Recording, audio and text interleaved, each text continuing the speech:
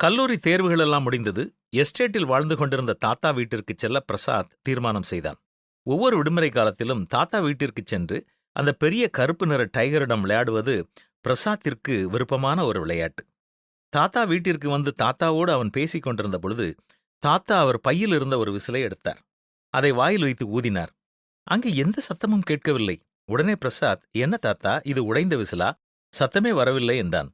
ஆனால் அவன் அவ்வாறு சொல்லி முடிக்கும் முன் பின்வாசல் வழியாய் பாய்ந்து வந்தது அவர்கள் வீட்டு டைகர்.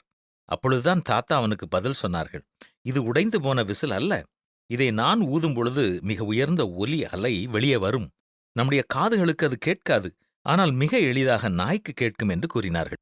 டைகரை பார்த்தவுடன் அதை அழைத்துக் கொண்டு வெளியே தோட்டத்திற்கு போனான். அவன் ஒரு கம்பை எடுத்து தூரமாய் எறிய அது ஓடிப்போய் எடுத்துக்கொண்டு மீண்டும் அவன் எரியும் பொழுது எடுத்து வர ஆயத்தமாய் காத்துக் கொண்டிருந்தது. களைத்து போய் தாத்தா அருகே அவன் வந்து உட்கார்ந்த பொழுது, தாத்தா, அந்த விசிலை கொஞ்சம் தருவீர்களா, நானும் ஊதி பார்க்கிறேன் என்று கேட்டான். அதற்கு தாத்தா, இல்லை இல்லை, அதை நாம் சும்மா சும்மா ஊதக்கூடாது. நமது நாய் எப்பொழுது நம்மிடத்தில் வர வேண்டுமோ அப்பொழுதுதான் அதை ஊத வேண்டும்.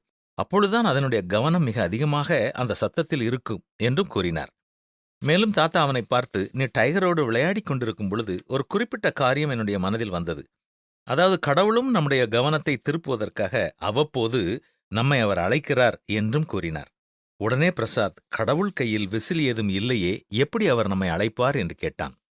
சிரித்துக்கொண்டே தாத்தா அவனை பார்த்து, கடவுள் நம்முடைய பெற்றோர் மூலமாக நம்மோடு பேசுவார், நம்முடைய ஆசிரியர்கள் மூலமாக நம்மோடு பேசுவார், சில நேரங்களில் வேத வசனத்தை வாசிக்கும் பொழுது நம்மோடு பேசுவார், சில நேரங்களில் நாம் அமைதியாக இருக்கும் பொழுது நமது மனச்சாட்சி மூலமாக பரிசுத்த ஆவியானவர் நம்மோடு பேசுவார், இல்லையா பிரசாத் என்றார் தாத்தா.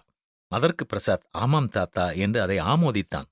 உடனே தாத்தாவும் அவனை பார்த்து, கடவுளுடைய பிள்ளைகள் மட்டும்தான் அவருடைய சத்தத்தை கேட்கவும் புரிந்து கொள்ளவும் முடியும் என்றும் கூறினார்.